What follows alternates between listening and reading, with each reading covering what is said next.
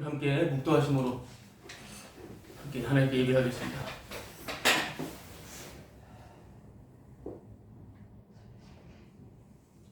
주 외에 누가 내게 있으리요 주밖에 내가 사모할 이 없나이다. 아멘. 하나님 아버지, 영의 인도함을 따른 시편 기자의 고백처럼 주님 외에 아무것도 없습니다.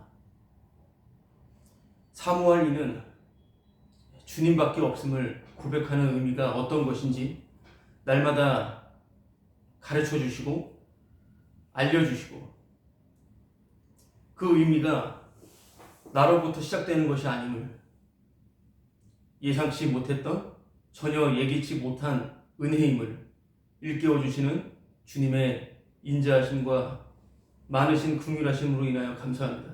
주님, 이 시간도 십자가 외에 자랑할 것이 없는, 그 어떤 것도 영광스럽지 않고 그 어떤 것도 현실이 아닌 진정한 현실, 진짜 참 진리, 그래서 영과 진리로 예배드리는 것이 어떠한 것인지를 경험하며 함께 주 예수 그리스도를 아는 지식 가운데 자라가는 이 시간 될 수 있도록, 그래야 함께 주님의 영광을 목도할 수 있도록 주 성령님 인도하여 주옵소서. 주님만 홀로 영광과 존귀와 찬송을 받으시옵소서. 예수님의 이름으로 기도합니다. 아멘. 함께 사도신경으로 신앙 고백하겠습니다. 전능하사 천지를 만드신 하나님 아버지를 내가 믿사오며 그 외아들 우리 주 예수 그리스도를 믿사오니 이는 성령으로 잉태하사 동정녀 마리아에게 나시고 본디오 빌라도에게 고난을 받으사 십자가에 못 박혀 죽으시니 장사한 지 사흘 만에 죽은 자 가운데서 하늘에 오르사 전능하신 하나님 우편에 앉아 계시다가 저리에서 산자와 죽은 자를 심판하러 오시니라. 성령을 믿사오고 거룩한 공의와 성도가 서로 교통하는 것과 죄를 사하여 주신 것과 몸이 다히 사는 것과 영원히 사는 것을 믿사옵니다. 아멘. 자, 우리 찬송가 484장 부르겠습니다. 찬송가 484장.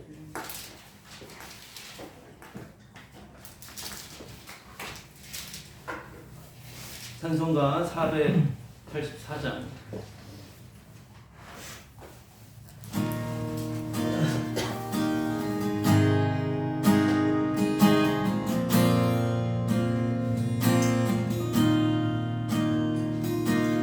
내 맘에 주여 소망 되소서. 주 없이 모든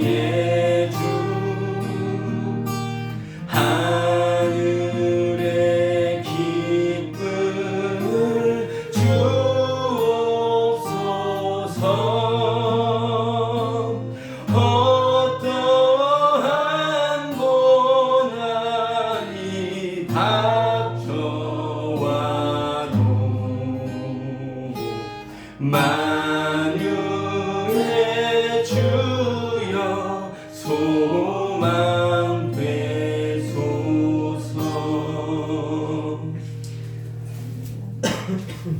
하나 부르겠습니다. 461장 461장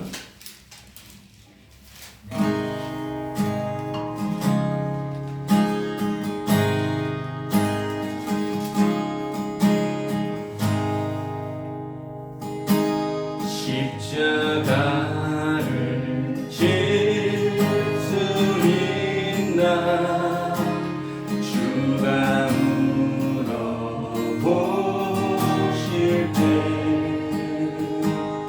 죽기까지 따르오리. 성도 대답하였다. 너는 기억하고 있나 구원받은 하루를. 그가 회개하였을 때 남은 허락 받았다.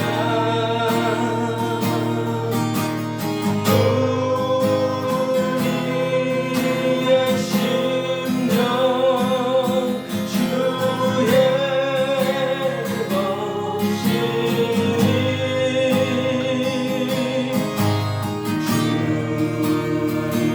주님의 영상 만드소서.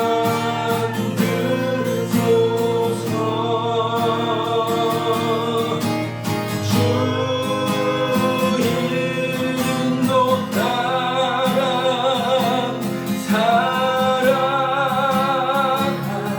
동안 사랑과 충성 늘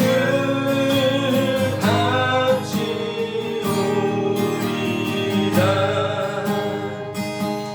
걱정 근심 허는 그는 너를 들어 그때 주께 내 영 맡기겠나. 죄우승이 이르면 이런 일 다 하신다. 이런 일 다 하시나 주가 물어보실 때 용감한 자라는처럼 선뜻해라 하리라.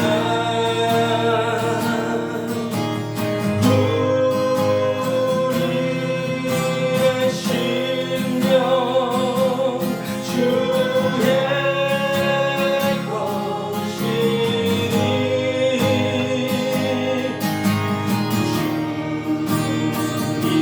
주님의 영상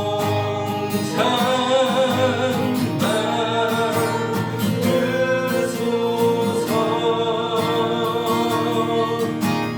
주 인도 따라 살아갈 동안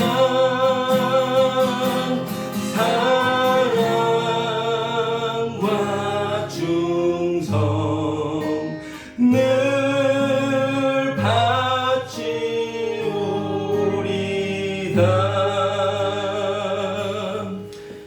네.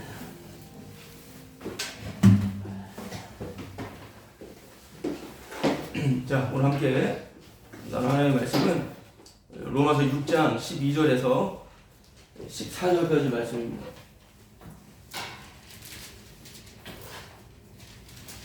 로마서 6장 12절에서 14절까지요.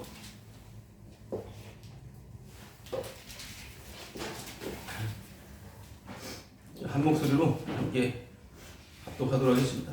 시작. 그러므로 너희는 죄가 너희 죽을 몸을 지배하지 못하게 하여 몸의 사욕에 순종하지 말고, 또한 너희 지체를 불의의 무기로 죄에게 내주지 말고, 오직 너희 자신을 죽은 자 가운데서 다시 살아난 자 같이 하나님께 드리며 너희 지체를 의의 무기로 하나님께 드리라. 죄가 너희를 주장하지 못하리니 이는 너희가 법 아래에 있지 아니하고 은혜 아래에 있습니다. 아멘. 오늘 본문 12절은 그러므로 너희는 죄가 너희 죽을 몸을 지배하지 못하게 하라 나옵니다. 그러므로 이어지죠. 11절 말씀과 11절 지난 본문이었는데요. 이와 같이 너희도 너희 자신을 죄에 대하여는 죽은 자요 그리스도 예수 안에서 하나님께 대한 살아있는 자로 여길지어다. 이 말씀이었습니다. 그러니까 너희 자신을 죄에 대하여는 죽은 자로 여겨라 이렇게 말씀을 한 거예요. 죄에 대하여 죽은 자로 여겨라. 이 말의 뜻을 한번 생각해 보겠습니다. 바울이 이렇게 말하는 거예요. 너희 자신을 죄에 대하여는 죽은 자로 여겨야 돼. 이렇게 말을 하는 건데요. 이 말은 어떤 의미냐면은 너희들의 모든 행동은 다 죄야. 이 말입니다. 이것을 좀 생각해 보셔야 돼요. 지금 우리가 함께 예배를 드리고 있고 또 이제 녹화된 이 영상으로 예배를 드리실 분도 계실 거예요. 그런데 지금 이렇게 예배드리는 이 시간, 이 공간과 또 영상으로 예배를 드리는 또 말씀을 듣는 분에게 만약에 적용을 한다면, 지금 이 말씀을 적용한다면 지금 죄를 짓고 있습니다. 그런데 그 죄에 대해서 죽었습니다. 그 말이에요. 바울이 너희 자신이 죄에 대하여는 죽은 자로 여기라 이 말이 어떤 말씀이라고요? 죄인이다. 너희들은 죄인이야. 죄인인데 그 죄에 대해서 죽었어. 그 말을 우리가 좀 계속해서 좀 생각을 해야 될 것 같습니다. 이게 무슨 말이냐라는 거죠. 너희 자신을 죄에 대하여는 죽은 자로 여겨라 이 말인데 갑자기 왜 너희들은 죄인이야. 너희들은 죄 지었어. 근데 그 죄에 대해서 죽었어. 그 말이 이 문맥과 지금까지 흐름 가운데 생각해보면 이해가 될 수 있습니다. 그런데 로마서 이 편지를, 이 서신서를 읽고 있는 독자들도 모르겠지만 그래도 몇 명은 이게 무슨 소리야 라고 하는 그런 의문점이 들 수도 있을 것이고 불쾌한 마음이 들 수도 있을 것이라고 하는 것입니다. 열심히 성경을 지금 읽고 열심히 성경을 설교하고 그 성경의 설교를 듣고 찬양하고 기도하고 봉사하고 헌금하고 복음을 전하고 선교하고 나름대로 열심히 말씀 중심으로 선한 일을 하고 있는데 죄라고 하는 것입니다. 그런데 그 죄가 죽었다라고 하는 거예요. 그 죄에 대해서 죽었다라고 하는 그 말입니다. 지금 그게 죄 짓는 것이고 내가 선하게 하려고 하는 말씀대로 하려고 하는 복음대로 하려고 하는 그것이 죄고 그 죄에 대해서 너는 죽었다라고 하는 이 말은요 대단한 기쁜 소식입니다. 너희는 너희 자신에 대해서 죄에 대하여 죽은 자로 여겨라. 죄에 대하여 죽은 자로 여겨라. 이 말이 엄청난 복되고 기쁜 소식이다 라고 하는 것입니다. 지금 하고 있는 그것 바로 하루하루 살아가는 일상생활에서 바로 그 생각, 그 행동, 그 습관 모든 것이 다 그게 바로 하나님을 모욕하는 것이고 예수님 십자가에 못 박는 죄다라고 하는 것이 예수님의 십자가에 다 이루심, 예수님 안에서 발견되는 것입니다. 그것이 바로 하나님께 대하여 살아있는 자다라고 하는 것을 지난주 말씀을 좀 정리해서 지금 말씀드리는 것입니다. 또 새롭게 말씀을 드리는 거지만 그것이 그리스도 예수 안에서 하나님께 대하여 살아있는 자로 여길지어다. 이 말씀이에요. 예수님께서 다 이루셨죠. 십자가로. 그 예수님 안을 다 이루심 안에 있다라고 하는 것입니다. 예수 안에. 예수 안이 다 이루신 안, 십자가 안이라고 하는 것인데요. 그 십자가 안이라고 하는 것은 날마다 십자가를 밝히 보는 죄인의 자리에 있게 되는 것이고, 그 십자가를 밝히 보는 그러한 의미 안에서 하나님께 대하여 살아있는 자다라고 하는 것입니다.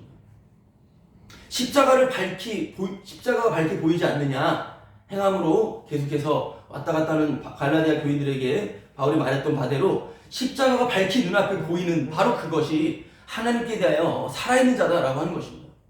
내가 죄인인 것이 발각되는 것이 하나님께 대하여 살아있는 자다라고 하는 것이에요. 지금 너희 자신을 죄에 대하여는 죽은 자로 여겨라, 이 말이 너희들은 죄인이고 그 죄에 대해서 죽은 것이야 라고 하는 그 말, 약간 어려울 수 있지만 또 이해될 수 있는 말이에요. 계속 말씀 나누도록 하겠습니다. 12절 말씀 보면, 그러므로 너희는 죄가 너희 죽을 몸을 지배하지 못하게 해요. 몸의 사욕에 순종하지 말고. 이 말씀이에요. 예수님께서 다 이루셨는데, 예수님께서 모든 말씀을 다 성취하셨는데, 본인이 다 성취하셨는데 왜 그것으로 만족하지 못하느냐. 예수님이 다 이루셨는데 그것을 만족하지 못하는 그게 바로 죄야 라고 하는 거예요. 예수님으로 만족하지 못하는 게 죄라는 것입니다. 만족하지 못하고 뭘 더 하려고 하는구나. 너의 행복을 위하여, 너의 안전을 위하여, 너의 구원을 위하여 무엇을 지금 계속 추구하고 있네. 이게 죄라는 것입니다. 그런데 그 죄에 대해서 너희는 죽었다, 이 말하는 거지 바울이. 잘 보세요. 죄가 지금 말하는 죄는 이 사람들이 막 형편없게 살아가는, 일단 그 죄는 아니고, 지금 로마서 계속 7장, 6장, 7장에서 나오는 이러한 그 논리 안에서는, 논증 안에서는 이들이 예수를 믿고도 할례를 받아야 돼. 예수 믿고도 구원이 아니라 예수 믿었지만 율법에 이건 지켜야지 구원이야, 이렇게 말하는 자들, 이렇게 말하는 유대인 그리스도인들이 지금 다시 로마 교회로 오게 됩니다. 그리고 이 말에 이방인 그리스도인들이 있고요.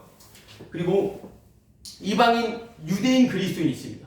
이방인이었는데 유대교가 돼서 할례도 행하고 율법도 지켰는데 예수 믿게 된 거예요. 그럼 그들은 할례까지 시행한 거예요. 그런데 아예 이방인 그리스도인들은 아무것도 하지 않았는데 그냥 예수 믿고 구원이래요. 그러니까 자기가 한 게 있으니까 할례 행해야지 그래서 더 완벽한 구원이에요, 이런 식으로 말하는 것에 대해서 아니다라는 거예요. 예수님이 그냥 홀로 다 이루셨는데 여기에 뭐 할 거 없어, 지금 그 말하고 있는 겁니다. 그걸 더하는 것을 가지고 지금 죄라고 지금 바울은 말을 하고 있는 거예요. 왜 그것에 만족하지 않고 또 더할, 이런 습성들이 일상생활에서도 많이 나타나요. 지금 있는 것에 만족하지 못하고 지금 더 자꾸 욕심 부리고 뭐 하려고 하는 거예요. 다 연결되어 있습니다. 모든 게 다요. 다 연결되어 있어요. 그 죄에 대해 넌 죽었다, 그 말에 대해서 그러면 말씀대로 살아가려고 하고 주님이 다 이루시지 않은 이것만 죄구나, 이런 식으로 계산할 게 아니라, 여러분, 우리의 모든 것은 다 죄입니다. 우리의 어떤 윤리적인 부분, 도덕적인 부분, 우리의 어떤 생활적인 부분, 그냥 죄 아닌 게 없잖아요. 그런데 지금 바울은 죄를 드러내고 그 죄에 대해서 죽었다라고 하는 복음을 선포하고 있는 거예요. 죄에 대하여는 죽은 자로 여길지어다. 이 말은 괜찮게 살아가는 것처럼 보이는데 그들한테 시비를 거는 말인 거예요. 죄에 대하여 너희들 죄인이었어. 근데 그 죄에 대해서 죽은 거야. 아시겠죠? 그 말이에요, 지금. 그 말입니다. 여기서 복음에 관심 있는 자는 이 사실에 대해서 황공함을 느낍니다.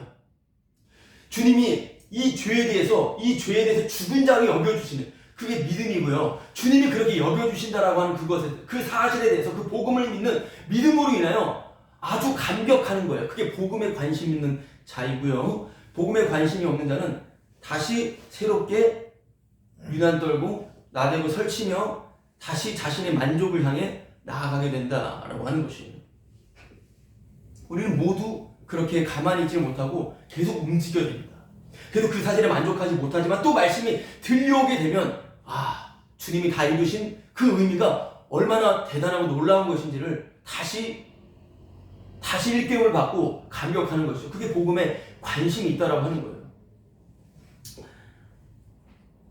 그런데 대부분 자기가 어떻게 살아가는지에 대한 관심만 있을 뿐이지, 정말 그래요. 내가 어떻게 좀 더 괜찮게 잘 살아갈지에 대한 관심만 있을 뿐이지 사실은 복음에 관심이 없습니다. 그래요. 복음, 진리, 말씀. 그 사람들 입장에서 상대적으로 그럴 수 있겠지만 그래도 한번 생각해 볼 때 복음에 관심 있는 자는 없다라고 하는 것입니다. 그럼 그렇게 말하는 그렇게 말하는 집단은 복음에 관심 있는 사람들이라고 하는 게 아니죠. 날마다 복음의 폭탄에 우리는 모든 것이 다 부정되기 때문에. 그렇죠. 복음에 관심 있는 자가 없어요.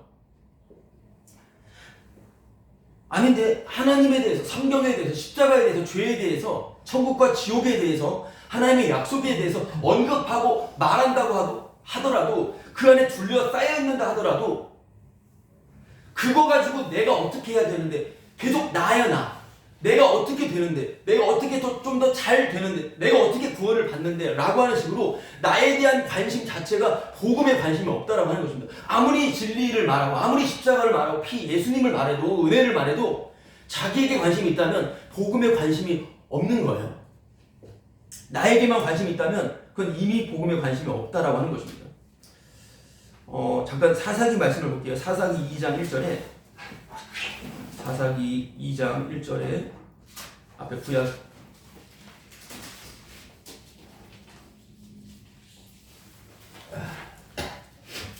빠르게 좀 훑어볼게요. 제가 읽어보겠습니다. 여호와의 사자가 길갈에서부터 복임으로 올라와 말하되, 여러분 여호와의 사자, 천사, 주님, 하나님의 말씀을 전하는 거니까요. 자, 그가 길갈이라고 하는 곳에서 복임으로 올라왔어요. 이동을 했죠. 어떤 말을 하죠? 말합니다. 내가 너희를 애굽에서 올라오게 하여 내가 너희의 조상들에게 맹세한 땅으로 들어가게 하였으며 또 내가 이르기를 내가 너희와 함께한 언약을 영원히 어기지 아니하리라. 언약을 말합니다. 하나님의 약속을 지금 말하고 있는 거예요. 이 천사가, 하나님의 사자가 어디서부터 어디로 왔다고? 길갈에서 복임으로 왔다라는 거예요. 길갈이라고 하는 것은 말씀드리자면 여호수아가 요단강을 피가 흐르고 있는 언약궤를 앞장 세우고 요단강이 홍해처럼 갈라져서 지나간 그 장소, 그래서 거기다 12돌을 세워놓고 할례를 행한 곳이에요. 언약궤를 앞장 세웠더니, 주님의 그 희생을 앞장 세웠더니 요단강이 열렸고 바로 거기다가 돌 12돌을 세워서 할례를 시행했다라고 하는 것은 앞으로 약속의 땅은 오직 주님의 은혜로만 가능하다. 하나님의 은혜를 기억하는 거예요. 하나님의 은혜를 기억했던 장소가 바로 길갈입니다. 복임은 뭐냐면, 복임이라고 하는 것은 하나님께서 가나안 거민들을 다 내쫓아라, 그들의 모든 철병거들을 다 내쫓아라 라고 했는데 문명과 문화가 발달된 그 가나안 거민들을 보고선 안 내쫓았어요. 그리고 발달됐던 철기 문명의 그러한 도구 수단들을 다 취했어요. 자기들이 그걸 활용하려고. 그것에 대해서 하나님께서는 다 없애버린다. 지금 그렇게 말씀을 하시는 내용이에요. 그렇게 길갈과 복임은 이런 식의 차이가 있어요. 길갈은 하나님의 은혜가 기억되는 곳, 복임은 하나님의 은혜가 새까맣게 잊혀져 버린 것. 아무리 하나님의 말씀을 듣고요, 하나님이 다 없애라고 했는데 이걸 취했잖아요. 자기가 이게 사용되니까, 이게 나에게 유익이 되니까 이걸 취했다라고 하는 것은 사실 말씀을 어긴 거예요. 아무리 말씀을 듣고 말씀대로 한다 하더라도 이거 하나만 하면 되겠지, 이 자체가 말씀을 이미 어겨버린 것이다라고, 말씀을 잊어버렸다라고 하는 거예요. 우리가 하나님의 은혜를 생각하지 못하고 하는 행동들은 다 은혜를 잊어버렸다라고 하는 것입니다.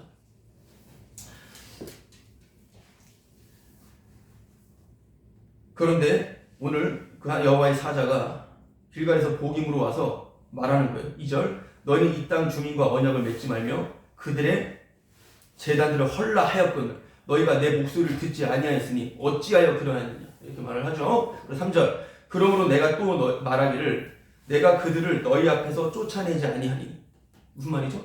가나안 거민들을 다 멸절 안 시켰고 그들의 물건들 가져왔는데 안 쫓아냈대. 쫓아내지 아니하리니 그들이 너희 옆구리에 가시가 될 것이며. 하나님 없애라는 거 없애지 않고 가져왔는데 하나님 없애주진 않아. 근데 어떻게 말씀하셔요? 그들이 너희 옆구리에 가시가 될 것이며 그들의 신들이 너희 올무가 되리라. 이해되시죠? 이렇게 말씀을 하시니 4절에 여호와의 사자가 이스라엘의 모든 자손에게 이 말씀을 이름해 언약을 선포하니 백성이 소리 높여 운지라, 울어요. 그러므로 그것을 이름하여 복임이라. 이 우는 게 회개가 아니라 내 마음대로 안 되니까 분통이 터지는 거예요. 하나님이 내 원대로 해주지 않는 것에 대한 분노예요. 내 마음대로 안 되니까 미쳐버린 겁니다. 이런 거예요. 하나님은 언약을 선포하는데 하나님의 말씀에 관심이 없는 것입니다. 내가 원하는 대로 해달라, 이것이 우리의 모습이에요. 또 이것이 하나님의 언약 안에서 나타나는 일인 것임을 우리가 말씀 안에 생각해 보는 거예요. 자, 그렇게 복음에 관심이 없어요. 대부분. 내가 어떻게 살아야 되는지, 나의 유익이 되는 이쪽에 관심이 있다, 이 말입니다. 자, 계속 말씀을 나누도록 하겠습니다. 예수 믿어도 안 되고 할례를 받아야 돼. 하나님의 말씀은 그래도 그거 지켜야 돼. 할례를 받아야 돼. 라고 말할 때요. 자, 오늘 다시 본문을 피시면은, 로마서 6장을 피면은, 이런 말씀이죠. 그러므로 너희는 죄가 너희 죽을 몸을 지배하지 못하게 하여. 죽을 몸. 이 말은 뭐냐면, 몸으로 구원받는 것이 아니다, 이 말이에요. 바울이 말하는 이 말 안에 어떤 내용들을 아시겠죠? 이들이 몸에다 할례를 행하려고 그러고, 몸을 거룩하게, 몸을 좀 더 말씀 중심으로 바꾸려고 하니까, 몸으로 구원받는 거 아닌 거 얘기하는 거. 몸은 이제 죽을 몸이다, 이 말이에요. 아무리 몸에다가 경건을 더하고, 이 몸에다가 아주 성스러운 걸 더하고, 이 몸을 내가 잘 가꾸고 잘 지킨다 하더라도 너희들의 그 몸뚱이로 구원받는 거 아니다, 그 말하고 있는 것입니다. 바울이 네가 이 몸을 세상을 등지고 내가 악한 데는 안 갈 거야, 나는 올바르고 거룩하고 정말 성스러운 그런 경건한 거룩한 곳에 나는 갈 거야 라고 하는 식으로 몸을 그렇게 내가 이동한다고 해서 그 몸으로 구원받는 게 아니다, 이 말입니다. 왜냐하면 죽을 몸이기 때문에. 죽을 몸입니다. 그럼 이런 얘기를 그냥 딱 표면상으로 듣게 되면은 바로 우리 안에 우리의 내 마음대로, 내 원하는 대로 살고자 하는 이런 욕망, 이런 정욕으로 인해서 악하게, 아니면 그냥 궁금증으로 질문이 나올 수가 있겠죠. 이 몸뚱 안에는 흙으로 돌아가는 끝이구나. 그럼 몸을 함부로 굴려도 되겠네 라고 하는 그러한 생각이에요. 만약에 영은 구원받았다면, 내 영혼은 구원받았다면, 이 몸은 어차피 썩을 몸, 이 몸은 마음대로 굴려도 괜찮겠네 라고 생각하는 그것을 영지주의라고 합니다. 영적인 지식을 깨달음으로 구원이다. 이 몸은 그냥, 영지주의에도 여러 가지 생각이 있어요. 한쪽은 이 몸을 마음대로 그냥 굴려도 괜찮아 라고 말하는 그 영지주의가 있고요. 아니, 이 몸을 더욱더 해를 가하며 정말 죄를 못 짓도록 금욕적으로 살아가게 하는 이런 극단이 있죠. 그런 식으로 생각을 하게 된다, 이 말입니다. 영은 구원받았지만 이 몸은 이렇게 해야 돼, 또 이렇게 해야 돼 라고 생각하는 이 발상 자체가 영이 아니에요. 이게 바로 십자가의 원수짓을 하는 육의 사고입니다. 육의 사고방식입니다. 몸을 함부로 굴리지, 아니 몸을 계속 쳐가지고 몸을 복종시키며 이 몸이 정결하게 남도록 하자, 이렇게 하는 모든 움직임들이 다 육의 사고방식입니다. 왜냐하면 자기 구원에 관심을 갖는 건 무조건 육입니다. 내 구원에 관심을 갖고 거기에 집중이 되고 거기에 정신을 오락가락 한다면 그건 바로 육이에요. 내 사는 것에 온통 집중을 한다면 그것이 바로 육이다라고 하는 것입니다. 사람들은 어떤 목적을 달성하면 버리게 되어 있습니다. 우리의 모든 일상에서도 나타나는 것이고요. 신앙도 마찬가지입니다. 우리의 살아가는 것은 목적이 달성되면 버린다라고 하는 것입니다. 계속 일어나는 일이에요. 제 안에도 계속 일어나는 일이고요. 우리 안에도 일어나는 일입니다. 당연한 것입니다. 이런저런 이론적인 경험들, 이론적인 개념들, 또한 삶의 경험들, 이런 것을 통해서 내가 어떤 것을 깨닫게 되고, 소위 종교적으로 구원을 얻게 되고, 확신을 얻게 되고, 내 마음에 평안함을 만약에 얻게 된다면 목적이 달성된 겁니다. 또 목적이 또 새롭게 바뀔 수도 있겠지만, 목적이 성취가 되면은, 달성이 되면 그 안에서 마음 놓고 이것과 저것을 행하게 된다라고 하는 것인데요. 자기 몸에 해를 가하든지, 금욕주의처럼 내 몸을 그냥 자유롭게 함부로 굴리든지, 종교, 이원론, 영주주의처럼 그렇게 생각을 하기 마련인데요. 작은 생각이라도요. 그러나 항상 기억할 것은 내 몸의 주인은 내가 아니다라고 하는 그것이 답이라면 답일 수가 있겠습니다. 내가 이렇게 구원받았으니까 이렇게 해야지 저렇게 해야지 이건 내 몸을 내가 움직이는 조종하는 거 아니겠습니까? 이게 아니라 이 몸은 주님의 것이다 라고 하는 것을 잘 생각해 보셔야 돼요. 오늘 말씀에 드리라 이런 말씀이 나오기 때문에 지금 하는 말씀이에요. 나의 목적을 달성하기 위해서 우리는 살아간다 라고 하는 것으로 생각해 볼 때 강한 자기 목적 달성, 그 욕구, 너무 지나친 병적으로 강한 자기 목적 달성의 욕구를 가지고 여러 가지 그 병적 현상들을 말할 수가 있겠지만 하나 언급할 수 있는 것은 바로 소시오패스라고 하는 겁니다. 소시오패스라고 하는 것은 어떤 목적을 달성하기 위해서 어떤 수단과 방법도 가리지 않는다는 거예요. 그래서 모든 자신의 추악한 악행을 다 저지른다 하더라도 결단코 양심의 가책, 어떤 죄책감이 들지 않는다는 거예요. 목적을 달성하기 위해서 어떤 방법을 다 집어넣어도 그것에 대해서 어떤 가책을 느끼지 않는다는, 어떤 죄책감을 느끼지 않는다고 하는 것입니다. 비슷하지만 다른 면으로 사이코패스가 있는데 사이코패스는 더 명확하게 양심의 가책을 느끼지 않습니다. 사이코패스는 더 느껴지질 않는데 그런데 이 소시오패스는 느끼긴 느껴요, 약간. 근데 그 느끼는 것 자체를 우리가 생각해 볼 때 그 죄책감을 느끼는 것 자체가 무엇이냐면 진심으로 모든 것을 대한다라고 하는 것입니다. 무슨 말이냐면 내 목적, 내 어떤 원하는 것을 달성하고자 할 때 관계나 어떤 삶을 살아갈 때 연기하는 게 아니라 사기치는 게 아니에요. 연기하거나 여러 종류가 있겠지만 특별히 한 부분을 생각해 볼 때 연기하거나 사기치거나 어떤 자기가 인위적으로 노력하는 게 아니라 진심으로 대한다라고 하는 것입니다. 그 사람에게 진심으로 대하니까 그 순간 만약에 잘못하고 서로 감정이 있을 때 마음도 아픈 거예요. 그러나 그 죄책감은 자기를 위한 것이 온통 자기 사랑 덩어리, 자기 사랑에 미쳐있기 때문에 목적을 달성하기 위해서는 어떤 방법을 다 사용해서라도요 정말 추악한 악행을 저질러서도요 그거를 달성한다라고 하는 거예요. 여러 가지 감정이 들어온다 하더라도요 그 순간 그렇게 대하는 거예요. 그러니까 이것을 다르게 말씀드리자면 이중인격, 다중인격이다 라고 할 수가 있어요. 믿음 생활도 진실, 성경 읽는 것도 진실, 그 사람 대하는 것도 진실, 저것도 진실. 진실로 한다고요, 진실로 하는데 거기서 같이 공감도 해요. 그러나 그거는 온통 자기 목적을 달성하기 위해서 이용한다라는 거예요. 소시오패스인데 믿음 생활도 열심히 하고 한 여자에게 접근을 하여서 함께 정말 사랑하고 정말 믿음, 말씀, 어떤 모든 그 교회 프로그램을 다 겪고 결혼하고 정말 잘 지내는데 갑자기 돈이 필요하다고 하여서 그쪽 집안에 잠깐 통장을 빌려서 갑자기 도망치는 사례들, 외국으로 나르는 사례들. 실제적으로 일어나는 것들이죠. 생각지 못한 충격들. 나한테 이렇게 대하는데 이 사람한테 이렇게 대하고 저렇게 대하고 자기 목적 달성을 위해서 어떤 도덕 윤리를 다 넘나드는 이러한 세계.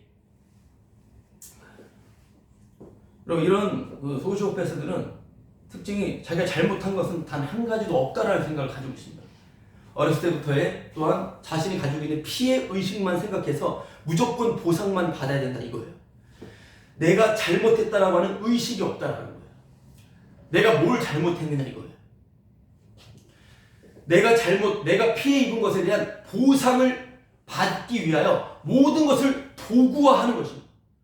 정말 자기 사랑에 완전 미쳐있는 사람, 이런 사람이 설교를 할 수 있고요.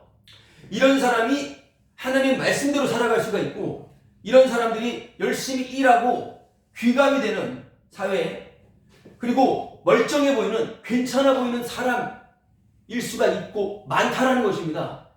생각보다 많다라는 거예요. 무엇이든지 자기의 피해 보상으로 여기고 모든 것을 도구화하는 것. 12절 말씀에 너희 죽은 몸을 지배하지 못하게 하여 몸의 사욕에 순종하지 말고, 몸의 사욕은 욕망, 정욕 덩어리입니다. 몸의 사욕에 순종하지 말고 무섭게 자기 목적을 달성하고자 하는 이런 사람들은 가정 안에도 있을 수 있고요, 교회 안에도 많이 있고요, 종교 생활도 많이 있고요, 여러 곳곳에 일터의 직장에 많이 있다 이 말입니다. 그리고 갑자기 소시오패스 이런 얘기를 하는 것은 무엇이죠? 우리 안에 다 내재되어 있다는 사실을 일단은 기억하셔야 되는 것이고요. 그리고 자기 목적 달성을 위해서는 이런저런 방법을 강구하는 것. 금욕주의 쪽에서도요, 미친 듯이 자신을 거룩하게 만들려고 하지만 무조건 분풀이를 하게 되었습니다. 인간 자체가 해소를 하게 되었다 이 말입니다. 그냥 보통 문제가 아닙니다. 그리고 어떤 이상한 논리에 의해서 자기 몸을 마음대로 해도 괜찮다라고 생각하는 그 자체도 그렇게 자기 멋대로 살아가는 이상한 꼴이 된다라고 하는 것. 지금 모든 것을 다 부정하는 말씀을 하고 있는 것입니다. 전혀 죄책감이라고는 조금도 있지 않는 사이코패스나 소시오패스, 전혀 어떤 내 안에 잘못한 것이 하나도 없는, 온통 자기에게만 집중되어 있는 이러한 사람이나, 평생 죄책감에 시달리는 사람들이나, 어쩌면 자기 죄책감에 시달리는 사람은 그런 소시오패스 같은 그런 삶을 동경할 수 있겠습니다. 너무 힘드니까. 그러나 이런 사람이나 죄인이고 주님의 십자가로 용서받았다라고 하는 그 사실에 감격과 찬송이 나온다라고 하는, 복음이 들린다라고 하는 것은 정말 있을 수가 없는 일이다라고 하는 것입니다. 소시오나 사이코나 자신의 죄인됨, 내가 잘못한, 물론 만약에 설교하는 자라면 죄에 대해서도 탁월하게 설교할 수 있습니다. 말씀에 대해서 분명하게 말할 수 있다고요. 얼마든지 똑같이 더 잘할 수 있습니다. 뛰어난 웅변수로 말할 수 있다 이 말입니다. 예를 들어 윤리적인 범행을 저지른 수많은 지금 드러나는 목회자들 볼 때요, 회개했는데 자꾸 왜 말해? 나 지금 그냥 말씀 전하고 있는데, 회개했는데. 여러분, 이런 사람들 많잖아요. 이런 사람들이 정신병자들인 거예요. 그만둬야 돼요. 그냥 그만둬야 되는 것입니다. 이게 모르는 거예요. 내가 왜 잘못이냐라는 거예요. 알 수가 없는 거예요. 여러분, 주님의 은혜가 온 사람은요, 내가 죄책감 그런 가진 걸 넘어서 그제서야 죄가 뭔지 지옥이 무엇인지를 더 실감하며 주님의 사랑과 은혜를 더 알게 돼요. 근데 이게 말로는 설명이 안 되니까 마치 그냥 표면상으로, 예를 들어 저의 설교나 우리가 나눈 내용들을 누가 들으면 왜 자꾸 죄에 머물고 왜 죄만 얘기해, 이렇게 말하는데, 정말 주의 영의 인도함 받는, 정말 성령이 온 사람만이 그때 죄가 진짜 뭔지 알고 지옥이 뭔지 알아요. 근데 여기서 대신 죽어주신 그 예수님의 은혜를 안다 이 말입니다. 그 말을 하는 거예요.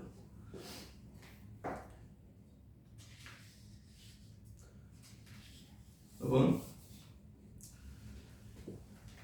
12절 13절 말씀을 보겠습니다. 또한 너희 지체를 불의의 무기로 죄에게 내주지 말고 오직 너희 자신을 죽은 자 가운데서 다시 살아난 자 같이 하나님께 드리며 너희 지체를 의의 무기로 하나님께 드리라. 여기 너희 지체, 몸이죠. 몸입니다. 그리고 우리가 읽은 12절 13절 이 말씀을 볼 때 몸은 무엇인가에 들여지고 있다라고 하는 것을 우리는 분명히 생각해 볼 수가 있어요. 우리의 몸은 그냥 있는 게 아니라 무엇인가에 들여지고 있다 이 말입니다. 오늘 말씀에서는 불의의 무기든지 의의 무기든지로든지 들여지고 있다라고 합니다. 우리 몸이 가만히 있는 게 아니라 들여진다라는 것인데, 그렇기 때문에 의의 무기, 불의의 무기 이것을 볼 때, 그래, 우리를 주님께 드리자. 오늘도 주님께 헌신하십시다. 주님 앞에 정말 우리의 모든 것을 다 바치자. 이 세상과 타협하지 말자. 이 세상의 모든 문화 악한 거다. 예술 악한 거야. 이 세상에 거하지 말고 이것이 들리면 잠깐 들을지언정 절대로 여기 있으면 안 된다. 돈을 사랑하지 말자. 거룩하게 살자. 성화를 이루자. 모든 걸 다 버리자. 하나님께 바쳐야 된다. 의의 병기로, 의의 무기로. 여러분, 이런 생각과 발상과 이러한 주장들을 가지고 불의의 무기라고 하는 거예요. 불의의 무기로 죄에게 지금 내주고 있는 것입니다.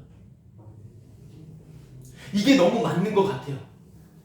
세상대로 살지 말고 정말 더욱 하나님의 말씀 중심으로 거룩하게 구별되어 살아가야지. 지금 하고 있는 그 모든 죄를 다 내려놓고 회개하고 주님을 따라가야지. 타협하면 안 되지. 이게 더 우리에게 죄책감이 싫어지고 이게 더 우리에게 맞는 것 같은 것인데 그것이 바로 불의의 병기로 죄에게 드리는 것입니다. 왜 그렇게 합니까? 왜 모든 걸 다 버리고 주님께 너 모든 걸 다 바쳐야 돼? 모든 거 돈도 다 바쳐야 되고 네 모든 생명도 다 바쳐야 돼. 왜 그럴까요? 왜? 자기 목적 달성을 위해서요. 자기 목적 달성을 위해서.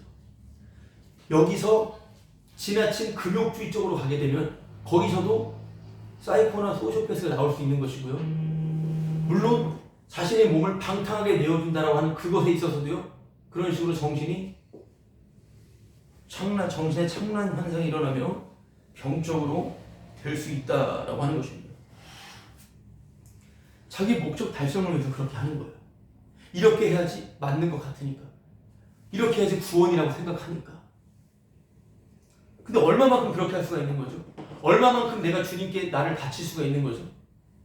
내가 1억을 하나님께 바쳤어요. 또 생기는 5천만 원을 아낄 거 아니에요.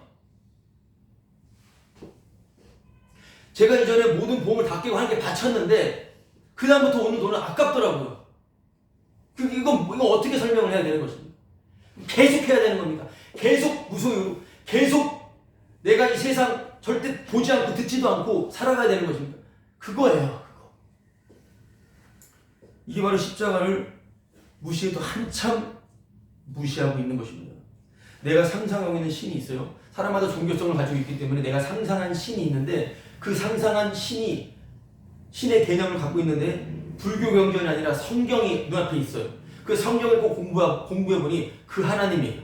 내가 상상한 그 탁월한 신이 바로 그 하나님이라는 거예요. 그래서 그 하나님께 열심히 순종하고 그 하나님께 잘 보이기 위하여 또 하나님께 나를 바치기도 합니다. 왜 그럴까요? 왜 그 신에게 내 모든 것을 바칠까요?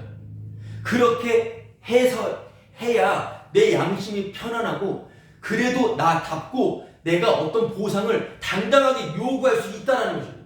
다 이런 생각 가지고 있습니다. 다 이런 생각이에요. 잘 얘기해보면 다 이런 생각이에요. 그래도 말씀 안에서 하나님께 나를 거룩하게 성별해서 드려야지 하나님이 그래도 이렇게 축복해 주시고 이런 나의 요구를 들어주시지 않겠느냐라고 하는 거예요. 나의 결핍과 나의 부족함도 채워주시지 않겠느냐 이 말이에요. 종교인들 다 보세요. 잘 보시면 다 그거예요. 내가 상상한 신에다가 열심히 내가 거룩하게 그 앞에 합당하게 내 모든 것을 다 갖다 바칠 때 바로 나의 부족함이 채워진다는 거예요. 이렇게도 해야 내가 원하는 복을 요구할 수 있겠다 이 말입니다. 여러분 이렇게 살아가는 거예요. 종교생활. 그런데 이걸 반박하면서 그런 신 없어. 그 네가 신의 힘을 빌려서 너를 지금 자아를 지금 욕구를 충족하는 거야. 그런 신 없어. 없는 신 만들어가지고 너의 그 만족을 꾀하는 거야. 맞죠? 그래서 신 없어. 그런 신 없고 그렇게 하려고 하는 너도 없는 거야. 이거 알아야 돼. 너 자체도 없어. 그러니까 자아도 없는 거야. 자아도. 없음이야. 너는 없음. 그리고 확실한 것도 없어. 자꾸 확실한 것이다 하여서 이렇게 갖다 바치고 이렇게 하는 것이 선하다고 하는데 확실한 거 없어. 다 흔들리는 거야. 여러분 모르는 거야. 안다고 하지 마. 모르는 거야. 여러분 이걸 가지고 이거는 이제 불교예요. 불교의 사상입니다.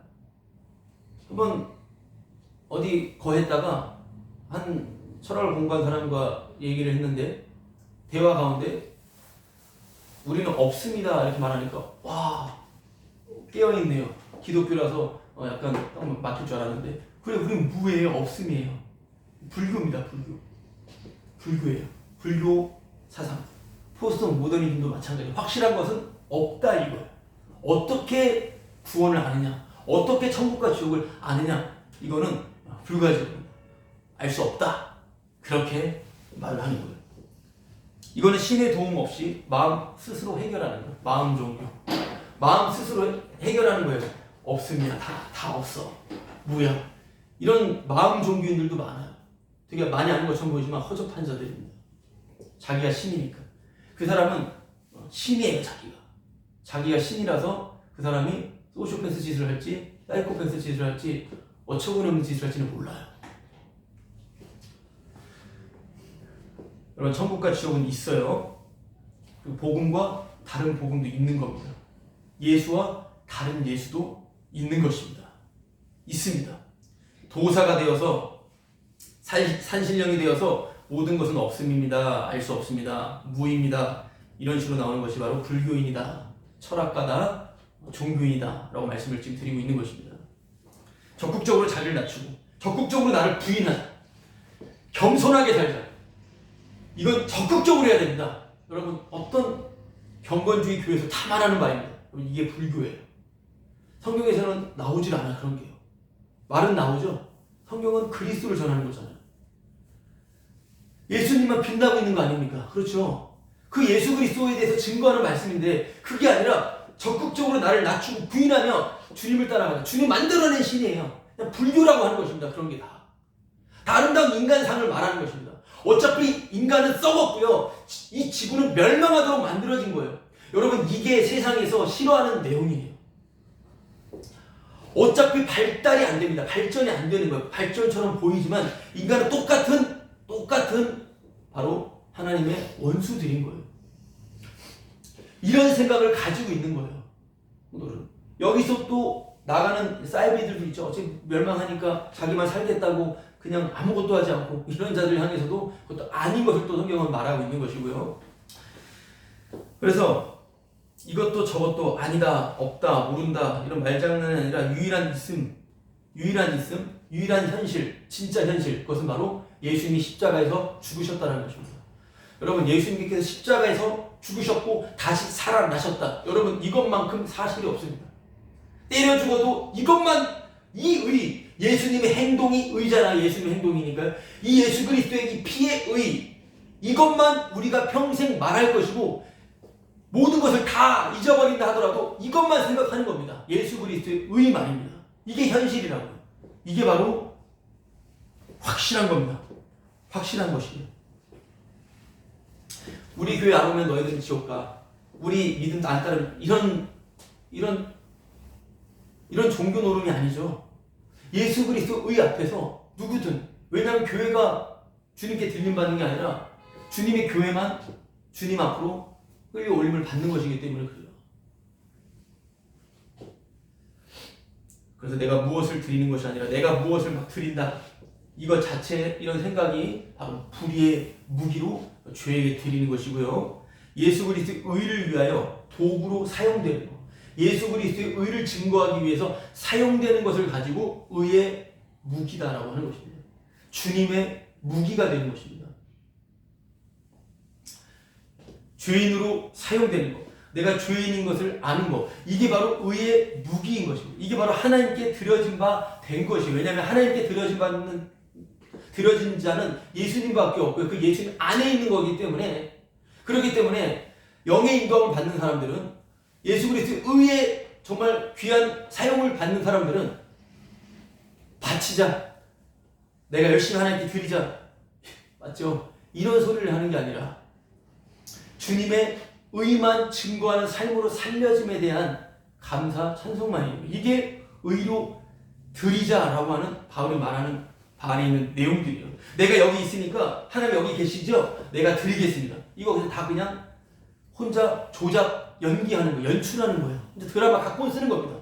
나 여기 있고 하나님 여기 있으니까 내가 하나님 드립니다. 내가 나를 바칩니다. 이걸 가지고 죽을 몸에 죄가 왕노릇하고 있는 거예요. 죽을 몸에, 이거 죽을 몸인데 지금 장난치는 거예요. 그게 쇼하고 있는 것입니다. 바로 몸의 사욕에 순종하고 있는 거예요.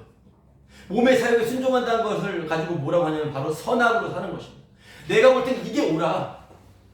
내 마음대로 살지 않고 주님께 나를 바쳐야 돼. 자, 이렇게 기도하고 있네. 주님께 나를 바칩니다. 이게 옳은 거야. 이게 바로 내 몸의 사욕에 순종하는 것이고, 이걸 가지고 장난질 치는 자들이 바로 마귀의 이리떼들입니다. 이리. 십자가의 원수들. 양들을 가로채는 일이다라고 하는 것입니다. 우리는 더럽기 때문에 하나님께 어떤 것도 드릴 것이 없습니다. 우리는 다 더럽습니다. 우리 하는 모든 것은 더럽기 때문에 십자가만 바라보는 거예요. 여러분, 정말 우리 안에서는 이걸 늘 감사함으로 말하지만 참 말하기 어려운 내용이죠. 그러나 내가 더럽다라고 하는 것, 다 더럽다라고 하는 이것이 하나님께 드려진 바 된 자예요. 하나님께 못 드립니다라고 하는 말에 아니 드릴 수 있어.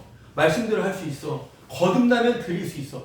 네가 정말 중생하면 하나님께 너를 바칠 수 있어. 드릴 수 있어. 이렇게 말할 때 여러분 이건 논리예요. 신앙 논리입니다. 이건 거듭나지 않은 자의 사고방식이에요. 거듭난 자가 그렇게 말할 수 있을까요? 다시 태어난 자가? 거듭나면 하나님께 드릴 수 있다고 무슨 소리입니까? 거듭난 자는 피 얘기밖에 안 해요. 예수님의 은혜 얘기밖에 안 합니다. 왜냐하면 죽었다 살아났으니까 내가 죄인인 걸 안다 이 말입니다. 이게 거듭난 자지. 갑자기 거듭났다고 하나님께 드릴 수 있고 죄 안 지을 수 있어 이렇게 말하는 것은 인간이 상상해 놓은 어떤 그런 이성의 이런 인간의 종교적 내용에 성경을 갖다 껴맞춘 거 아니겠습니까? 그렇죠? 그것이에요. 거듭났다면 예수님의 공로만 얘기하죠. 예수님의 약속만 얘기하지 하나님께 선한 것을 드릴 수 있다 이런 발언을 하지 않아요. 그렇기 때문에 불의의 무기로 죄에게 드린다. 불의의 무기로 산다라고 하는 것은 도대체 내가 왜 죄인인지를 모르는 사람입니다. 아, 나는 죄인인 거 모르는데 이렇게 생각하지 마시고요. 예. 이런 높낮이 나는 큰 이렇게 생각할 필요 없어요. 그런 생각 자체도 이것도 주님 앞에 연약함이구나 죄구나 이렇게 생각하시면 돼요. 내가 생각하는 기준에 따라서 이게 죄고 아니고 이렇게까지 나는 생각을 하는구나 라고 아시면 되는 것입니다. 이게 바로 나는 그렇게까지 죄인은 아니야. 이게 바로 힘써 그리스도에 의해 복종하지 않는 거예요. 바울이 그랬었죠. 13절 말씀. 또한 너희 지체를 불의의 무기로 죄에게 내주지 말고 오직 너희 자신을 죽은 자 가운데서 다시 살아난 자 같이 너희 자신을 죽은 자 가운데서 다시 살아난 자 같이. 여러분 이 말이 뭐죠? 다시 살아났기 때문에 자기가 죽은 자임을 알 수가 있죠. 하나님께 드리는 자는 자기가 살아난 자 같이 하나님께 드리며 그렇기 때문에 살아난 자이기 때문에 자신이 죄인임을 아는 것입니다.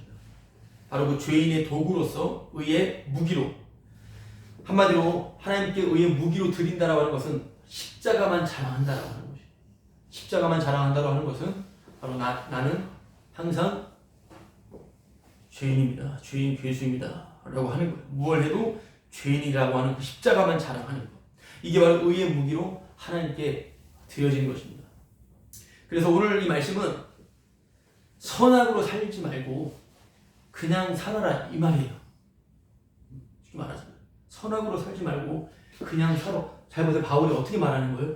예수 믿어도 할례를 행해야 된대. 예수 믿어도 이걸 지켜야 된대. 여기 바울이 뭐라고 말하는 거예요? 선악으로 살지 말고 그거 죄야. 그 죄에 대해 죽었어. 그냥 살아. 이 말이에요. 이런 내용입니다. 죄에 대해서 죽었으니까 쓸모없는 거 하지 마. 죄에 대해서 죽었으니까 쓸모없이 선하게 살려고 하지 말고 이렇게 해도 선하다고 생각하니까 죄에 대해 죽었는데 왜 그렇게 해? 선하게 살려고 하지 말고 그냥 구원받으려고 쩔쩔매지 마. 구원받으려고 누구 눈치 보지 말고 주님이 하신 일에 감격하며 매사에 살려고 하지 말고 죽고자 살아라. 바울이 말하는 것을 정리하자면 이런 내용 아닐까요? 예수 믿는 것으로 안 된다고 하는 또 이것도 해야 된다라고 하는 이러한 헷갈림 속에서 그래도 이걸 해야 저걸 해야 되지라고 하는 이 속에서 죄인에서 죽었는데 너 그거 죄인데 그리고 죽었는데 왜 구원받으려고 그렇게 빌빌거리며 살아가느냐 이거예요. 이 땅에서 구원받으려고 이렇게 쩔쩔매냐 이거예요. 복음은 또 이 세상에서 담대하게 당당하게 살게 해주는 왜 살고자 사는 게 아니니까 살려고 하는 게 아니라 죽어도 된다라고 하는 생각이 있으니까 죽고자 그냥 죽어도 되잖아 우리 주님을 위해서 지금 이렇게 말하는 거예요. 마지막 14절 죄가 너희를 주장하지 못한다 이렇게 말하는 거예요. 이게 현실이다 이 말이에요. 죄가 너희를 주장하지 못하리니 이는 너희가 법 아래 있지 아니하고 은혜 아래 있음이라 이 말을 합니다. 바울이 오늘 본 마지막에 죄가 너희를 주관하지 못해. 왜? 너희들은 법 아래 있는 게 아니라 은혜 아래 있기 때문에. 자, 이 말을 말씀드리겠습니다. 그럼 죄가 뭐예요? 죄가 주관하지 못한대요. 그럼 죄가 뭡니까? 여러 가지 우리가 생각하셨지만 오늘 본문에서 죄는 뭐냐면 법 아래 있는 거예요. 그렇죠? 법 아래 있는 게 죄예요. 우리가 법으로 살아가죠? 난 이렇게 해야 돼, 저렇게 해야 돼. 이게 죄예요, 그냥. 다 죄예요, 다. 근데 그걸 모르는 게 죄예요. 이 법이 맞은 거예요. 내 법대로 살아야 돼, 너는. 우리 법대로 살아야 돼. 죄는 법 아래 사는 겁니다. 법 아래 산다는 것을 다른 말로 쉽게 말하자면 가능성이 있는 겁니다. 여러분, 가능성이 있는 삶. 율법 지킬 수 있다. 법을 지키면 괜찮아질 수 있다. 이게 가능성이거든요. 율법을 지킨다라고 하는 것은 가능성이에요. 하나님의 말씀대로 산다라고 하는 가능성입니다. 자, 그 가능성을 가지고선 바로 법 아래 있다라고 하는 거예요. 법 아래에 살아가는 사람은 늘 가능성을 품고 삽니다. 여러분. 자, 그러면 근데 오늘 여기 말씀에서는 죄가 널 주관하지 못해. 왜? 법 아래 있지 않아. 너희들은 은혜 아래 있으니까. 이렇게 말하면 아까 서두에서 궁금했던 내용대로 똑같은 질문이 나와요. 그럼 법 안 지켜도 되겠네? 율법 안 지켜도 되겠네? 나오는 말씀을 굳이 지키려고 할 필요 없겠네? 이런 생각들이요. 아니 그래도 지켜야지. 은혜 아래 있으니까 지켜야지.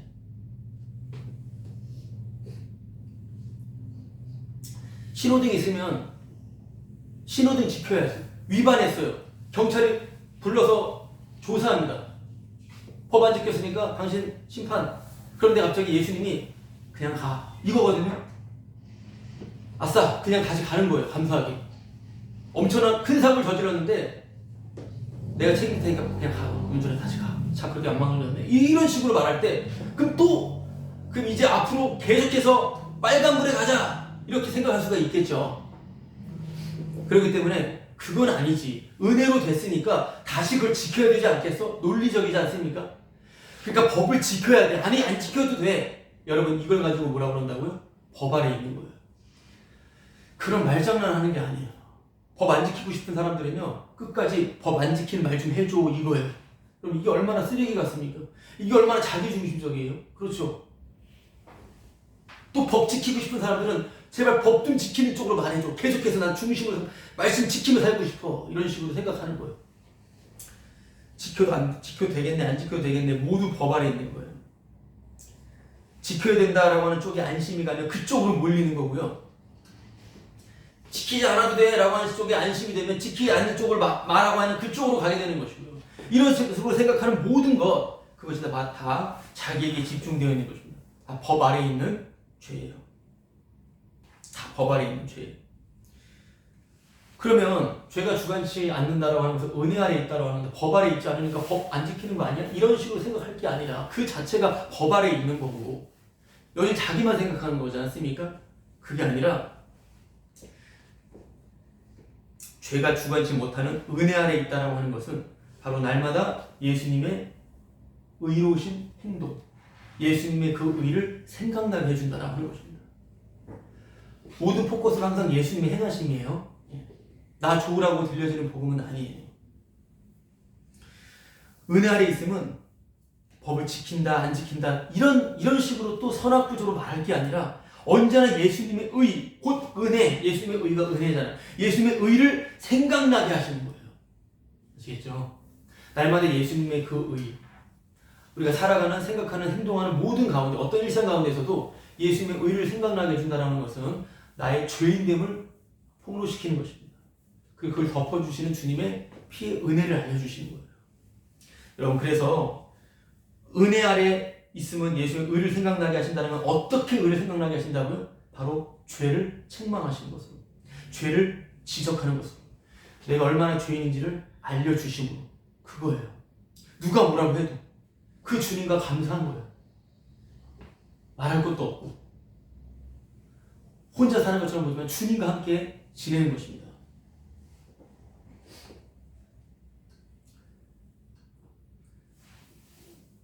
근데 이 말씀 하나만 좀 보도록 하겠습니다. 고린도전서 5장, 로마서 다음에 고린도전서 5장.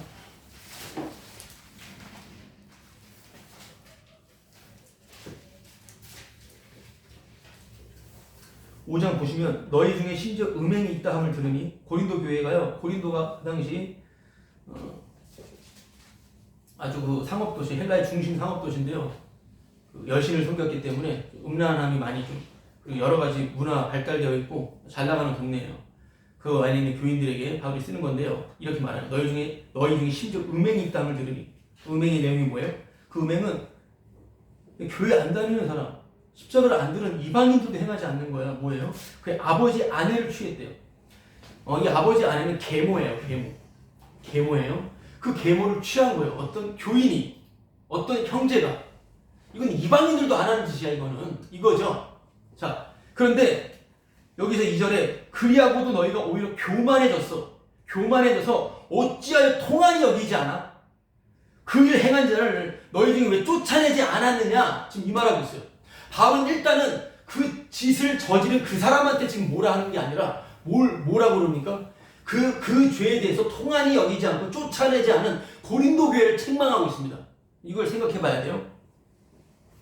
자, 여기 교만도 등장합니다. 교만이 뭐죠? 교만은 내가 이렇게 똑바로 안 산 것을 교만을 생각하는데 이 말씀 안에서 교만을 보면요. 겸손은 뭐겠습니까? 죄를 통한이 여기지 않는 것이 교만이라고 했다면 겸손은 뭐 같아요? 겸손은 죄에 대해서 상한 심령이 되는 거예요. 죄를 통한이 여기는 거예요. 여러분, 죄에 대해서 아파하는 거 이게 겸손이에요. 거짓을 가장한 교만한 겸손이 아니라 내가 죄인인 걸 아는 게 겸손이에요. 이게 복음의 능력입니다. 근데 너희들은 교만해서 통한이 여기지 않고 쫓아내지 않았다는 거예요. 이게 무슨 말인지 아십니까? 이게 뭐냐면 용서했어 주님이 그 사람도 이거예요. 주님의 용서에서 죄가 드러난 거니까 괜찮아. 이거 말하는 거예요. 근데 바울은 아니야. 너희들은 죄에 대해서 알지도 못하는 것이다 라고 말하는 것이고 너희들은 용서를 알지도 못하는 것이다 이렇게 말하는 거예요. 오히려 용서의 능력을 무시하고 있다라고 하는 그 말을 하고 있는 거예요. 바울은. 나 용서할 수 있는데 죄인이니까 얼마든지 용서할 수 있어. 여러분, 죄인이니까 얼마든지 용서할 수 있어. 이게 뭐 신앙 되게 좋은 것처럼 느껴지지만 아니라는 거예요. 거짓말이라는 거예요.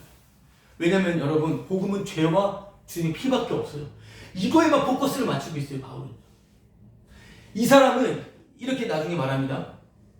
5절에 이런 자를 사탄에게 내주었으니 이는 육신은 멸하고 영은 주 예수의 날에 구원받게 하는. 바울은 이 사람이 지옥 갈 거야 말은 하지 않아요. 이런 일을 저질러도 구원받을 수 있어요. 이렇게까지 얘기합니다. 바울은. 일반 인간의 도덕 윤리를 뛰어넘는 말씀들이에요. 그런데 그를 내쫓아야 된다는 거예요. 죄가 무엇인지 알아야 되는 거고요. 이런 식으로 생각하는 건 아니라는 거예요. 죄가 무엇인지를 알고 주님의 용서가 무엇인지를 밖에 나가서 알게 해야 된다라고 하는 것을 말하고 있는 겁니다. 죄와 용서밖에 없기 때문에 죄가 얼마나 무시무시한지를 알아야 된다는 거예요. 저 집 자식 쟤 정말 추악한 짓 하는데 아이고 나는 그런 죄 안 지었으니까 그리고 이 진리의 내용은 있으니까 나는 용서받았고 나도 얘 용서해 이렇게 말하지 말라는 이거 다 거짓이라는 것입니다. 그가 그 죄 지었지만 너희들도 그 조그만 죄도 다 죄라는 거예요. 다 똑같은 죄라는 것입니다. 바울이 이런 말을 해요. 또 여기서 4절에 주 예수의 이름으로 너희가 내 영과 함께 3절에 내가 실로 몸은 떠나 있으나 내가 몸으로 너 고린도 교회 없잖아. 근데 영으로는 함께 있어. 영으로는 함께 있대요. 그래서 거기 있는 것 같이 이런 행한 자를 이미 판단해 하노라. 그러면서 4절에 주 예수의 이름으로 너희가 내 영과 함께 모여서 우리 주 예수의 능력으로 쫓아내라. 이 말인데요. 바울은 몸뚱아리는 다르게 있지만 영은 지금 너희와 함께 있다는 이 말 자체를 볼 때도 교회는 몸으로 갇힌다고 교회가 아니죠. 영으로 갇혀 있는 게 교회예요. 함께 모여있지 않지만 그래도 예수 십자가만 잘하는 것은 영이라고 생각합니다. 주의 언약, 약속을 소중히 여기는 게 영이에요. 어쨌든 그래서 몸으로는 같이 안 있어도 그 영이 같다면 같이 있는 거랑 똑같아요. 성도는. 그러나 몸은 같이 있어도 영이 다를 수 있는 것이고요. 영은 바로 십자가만 자랑하는 거예요. 그 영만. 바울은 죄가 얼마나 아픈 것인지 죄를 통탄히 여겨야 되고 그 죄에 대한 용서가 얼마나 큰 것인지 죄와 용서만 지금 계속 얘기하고 있는 것입니다. 그리고 그 죄도 내 죄였다라고 말하고 있는 거예요. 영이 내가 함께하고 있으니까 이 교회 내가 함께하고 있으니 그걸로 같이 아파야 되는 것이지 뭔가 산신령이 된 것처럼 나 용서할 수 있어. 이런 식 거짓말이다 이거예요.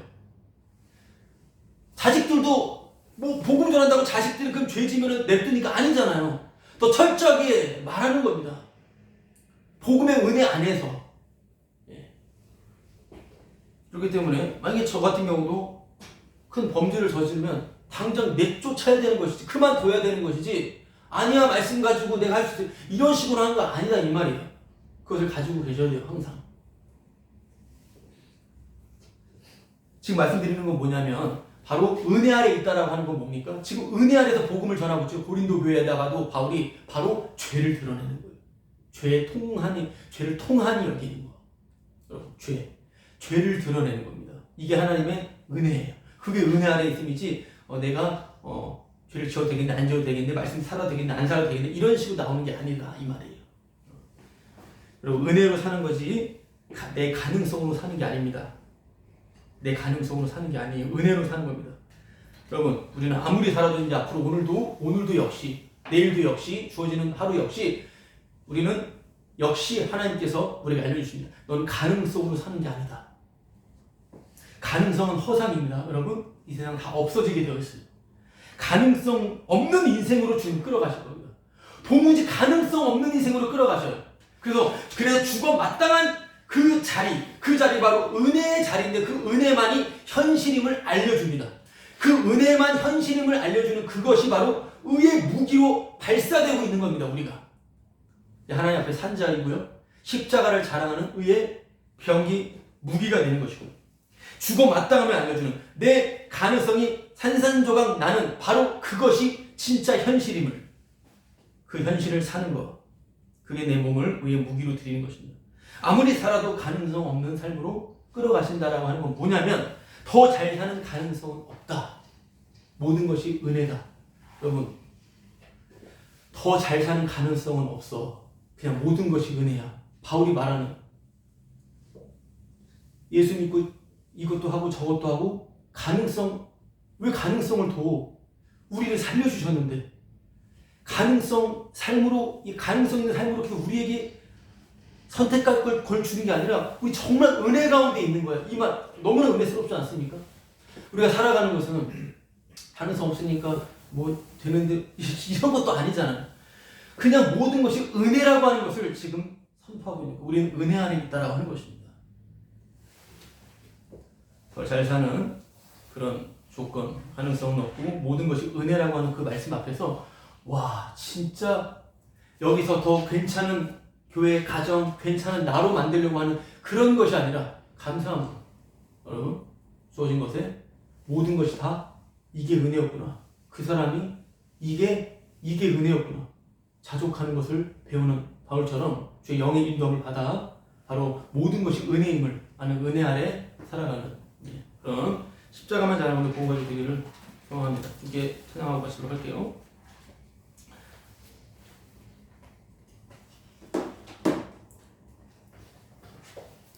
자, 310장 부르겠습니다.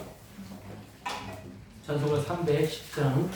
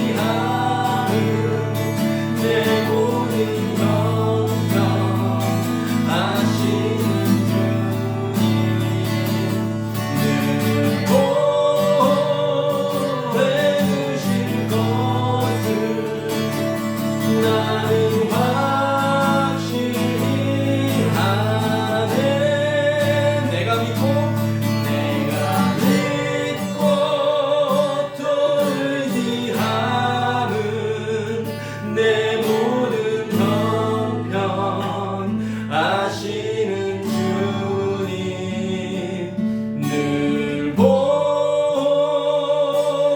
주실 것을 나는 확실히 아네. 기도와 축도로 박수로 하겠습니다. 하나님 아버지, 예, 주님 찬송한 대로 주님은 모든 것을 아십니다.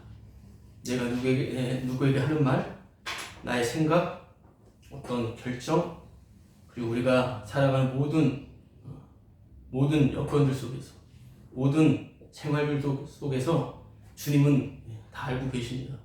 그 주님이 우리를 알고 계시니 너무나 감사합니다. 주님, 주님의 사랑이 얼마나 놀랍고 얼마나 크고 깊고 얼마나 넓은지 날마다 일깨워 주시니 감사합니다. 주님 사랑 다 알 수 없고 감각되어지도 않을 때가 많지만 날마다 주님 우리를 불러주시고 날마다 쉬지 않고 말씀하시고 또 말씀해 주시는 주님의 그 은혜로 인하여 감사합니다.